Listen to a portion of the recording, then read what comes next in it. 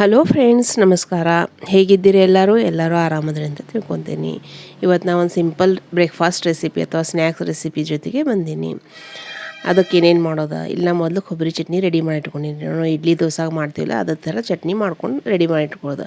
ಅದಕ್ಕೆ ಈಗ ಒಂದು ಒಗ್ಗರಣೆ ಕೊಡ್ತೀನಿ ರೀ.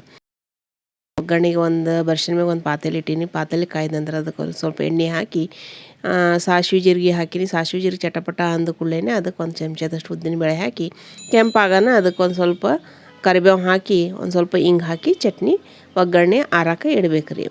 ಅದಕ್ಕಿಂತ ಇದು ಚಟ್ನಿ ಒಗ್ಗರಣೆ ರೆಡಿ ಆಯಿತು.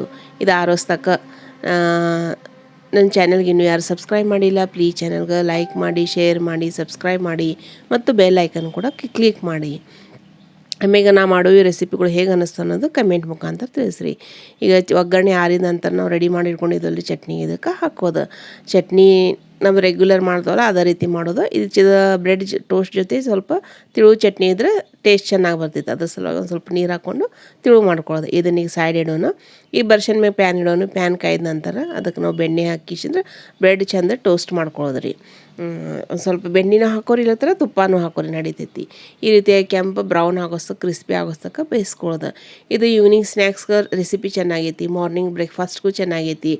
ಅಥವಾ ವರ್ಕಿಂಗ್ ವುಮನ್ಸ್ ಇರ್ತಾರೆ, ಬ್ಯಾಸತ್ತು ಬಂದಿರ್ತಾರಲ್ಲ, ಬಂದ ಕೂಡಲೇ ಈ ರೀತಿ ಈ ರೀತಿ ರೆಸಿಪಿ ಮಾಡ್ಕೊಳ್ಳೋದ್ರಿಂದ ಟೇಸ್ಟು ಚೆನ್ನಾಗಿ ಬರ್ತೈತಿ. ಆಮ್ಯಾಗೂ ಮಾಡೋಕ್ಕೂ ಈಸಿ ಆಗ್ತೈತಿ. ಈ ಹುಡುಗರು ಸ್ಯಾಟರ್ಡೆ ಮಾರ್ನಿಂಗ್ ಸ್ಕೂಲ್ಗೆ ಹೋಗ್ತಿರ್ತಾವಲ್ರಿ, ಆ ಟೈಮ್ನಾಗ ಮಾಡಿದ್ರೆ ಚೆನ್ನಾಗಿರ್ತೈತಿ. ಈ ರೀತಿಯಾಗಿ ಬೆಣ್ಣೆ ಹಚ್ಕಿಶನ್ ಚೆಂದ ಬೇಯಿಸ್ಕೊಳ್ಳೋದು ಕ್ರಿಸ್ಪಿ ಆಗೋಸ್ ತನಕ. ಇದನ್ನು ನೀವು ತಿಳು ಚಟ್ನಿ ಜೊತೆಗೆ ಸರ್ವ್ ಮಾಡಿದ್ರೆ ಟೇಸ್ಟ್ ಚೆನ್ನಾಗಿ ಬರ್ತೈತಿ. ಹೇಗೆ ಅನ್ನಿಸ್ತು ಅನ್ನೋದು ವಿಡಿಯೋ ಕಮೆಂಟ್ ಮುಖಾಂತರ ತಿಳಿಸ್ರಿ. ವಿಡಿಯೋ ಚೆನ್ನಾಗಿ ಅನಿಸಿದ್ರೆ ಚಾನಲ್ಗೆ ಲೈಕ್ ಮಾಡಿ, ಶೇರ್ ಮಾಡಿ ಮತ್ತು ಸಬ್ಸ್ಕ್ರೈಬ್ ಮಾಡಿ. ಈಗ ನಾ ಇದನ್ನು ಬೇಯಿಸ್ಕೊಂಡಿನಿ. ಈ ರೀತಿ ಕ್ರಿಸ್ಪಿ ಆಗೋಸ್ತಕ್ಕ ಬೇಯಿಸ್ಕೊಳ್ಳೋದು. ಇದ್ರ ಜೊತೆ ಚಟ್ನಿ ಮಾಡಿನಲ್ರಿ, ಅದನ್ನು ಸರ್ವ್ ಮಾಡ್ತೀನಿ. ಈ ಮನೆಯೊಳಗೆ ಒಂದು ಸ್ವಲ್ಪ ಕೇಕ್ ಸ್ಲೈಸ್ ಇದ್ದವನ್ನ ಅದನ್ನು ಹಚ್ಕೊಡತ್ತೀನಿ. ನೀವು ಬೇಕಂದ್ರೆ ಏನಾದರೂ ಬೇರೆ ಸ್ವೀಟ್ ಇತ್ತಂದ್ರೆ ಹಚ್ಕೊಡ್ಬೋದು. ಇದು ಈವ್ನಿಂಗ್ ಸ್ನ್ಯಾಕ್ಸ್ಗೆ ಚೆನ್ನಾಗೈತಿ ರೆಸಿಪಿ. ಮಾಡಿ ನೋಡಿ, ಟ್ರೈ ಮಾಡಿ ನೋಡಿ, ಕಮೆಂಟ್ ಮುಖಾಂತರ ಹೇಳ್ರಿ. ಇಷ್ಟೋ ತನಕ ವಿಡಿಯೋ ನೋಡೋದಕ್ಕೆ ಧನ್ಯವಾದಗಳು. ಸರ್ವೇ ಜನ ಸುಖಿನೋ ಭವಂತು.